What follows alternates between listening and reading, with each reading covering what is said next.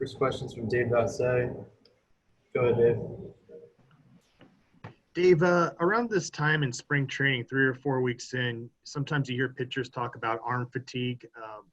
Is that something that they have to be aware of themselves? And is that something that's on your radar since you guys started up on July 3rd and we're in that 3rd or 4th week?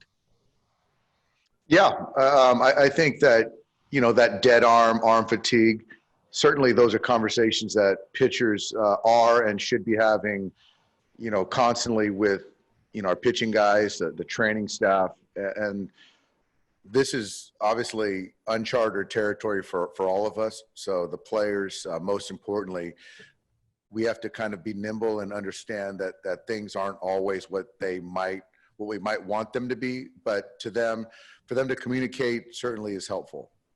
Can you describe what, as far as just putting more stress on the elbow, the shoulder, from intra-squad game to getting their first taste of pitching in a game, how that has to be something they have to be aware of as well? Yeah, I mean, I think that every pitcher is different, and we really tried to get our guys to ramp up properly and let them exert themselves as much as they can simulate a Major League Baseball game as possible, so you don't have that conversation of I ramped up, I was going a little bit harder than I was. So then you're kind of putting yourself in harm's way. But every pitcher is different, but I'd like to think all of our guys approached preparing for this season the same way. Thank you. Yep. Next question's from Eric Steven. Go ahead, Eric.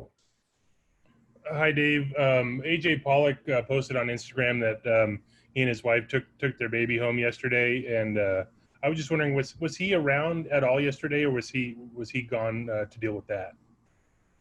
He went and took care of his family personal business, but that's something that obviously for a competitive advantage, we wanted to keep that under wraps. Sure.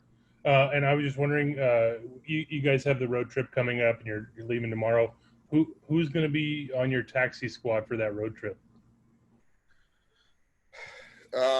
We haven't. We know we're going to have a catcher. We haven't completely settled on that. We haven't settled on the pitcher, the relief pitcher. It's going to be a pitcher. There's a couple options we're kind of contemplating, and most likely Zach McKinstry as far as the position player with that versatility he has. With the catcher, is it basically between Rocky Gale and Kabert, or correct? Okay, thanks. Next question's from Jorge Castillo. Go ahead. Hi, Dave. Is Pollock going to be with the team today, or do you expect him just to meet you guys in Houston? No, AJ will be with us today. He's in the lineup as a DH today. Okay.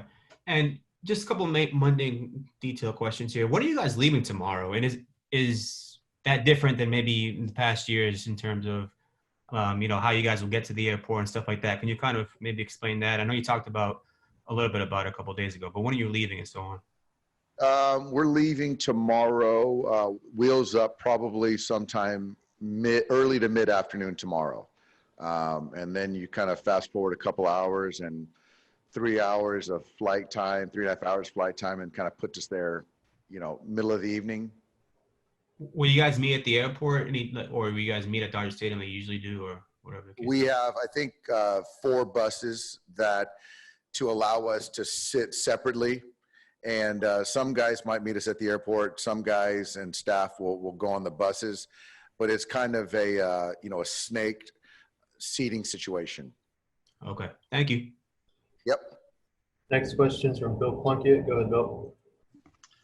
Hey, we just talked to Will Smith, and he said that he expects to play a lot of video games in the hotel room on this trip. Now, I'm just wondering, do you prefer Fortnite or Call of Duty for your video game playing?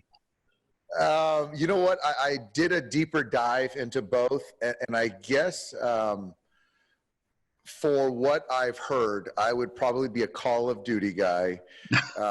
But Fortnite, there's a little bit more to it, and then the strategies. Call of Duty is a little bit easier to play, I think. So I think that attention to something like that probably leans towards the Call of Duty, I guess. I assume you're not taking a video game player with you on the road. So how are you going to kill all those extra hours in the hotel? Yeah, the last gaming station I had was, I think, a Nintendo or a PlayStation 2. They don't make those anymore. I think for me, it's just, I'm going to try to, I binge shows. Obviously, once I get into the mind of baseball, there's going to be a lot of time in the hotel, but just kind of preparing for the Astros, the Diamondbacks. And when we're in San Diego, I'll be fortunately at home. Hopefully have a couple coaches over after games and, keep our distance, but I like to kind of have the coaches around as well. The players a couple times now have mentioned discussing these things amongst themselves, the behavior away from the park and almost a code of conduct. What kind of conversations have you had? Do you trust that the players will police themselves? Is that just kind of how you're approaching it? I am, but I've had, one-offs with certain players, but I think that they've had their own conversations, which is important and probably more impactful. We have talked about the fact that, you got to win on the field, but also, winning off the field is going to be important too for each team. So, staying safe and trying to win the battle of attrition in 20 is going to be beneficial as well. Thanks, Dave. Yep. Next question is from Kurt Sandoval. Go ahead, Kurt. Go ahead, Kurt. Thanks, Dave. Thanks, Juan. Hey, Dave, so many storylines coming into this Sprint 60-game season about your depth and obviously all the COVID stuff. If you and I had a cup of coffee tomorrow morning and I said, hey, what's the biggest thing that jumped out at you in this first homestand? What comes to your mind and your heart? I think the biggest things that comes to mind is the players haven't let the kind of circumstances affect their preparedness, their focus on each game. Because I think that coming into this, you really don't know how they're going to react or respond. Thanks, Dave. Another question from Jorge Castillo. Go ahead. I just left my hand up, my bad. I have a question from Michael Duarte. Go ahead. Hey, Dave. I know he was supposed to have some sort of special advisory role with you guys, but I don't know if that was defined. But with all the Zoom conferencing and the new Edgertronic cameras in the bullpen, what, if any, role is Rick Honeycutt doing or advising for you guys this year? Well, I know Honey's watching all the games. I exchanged some texts with him.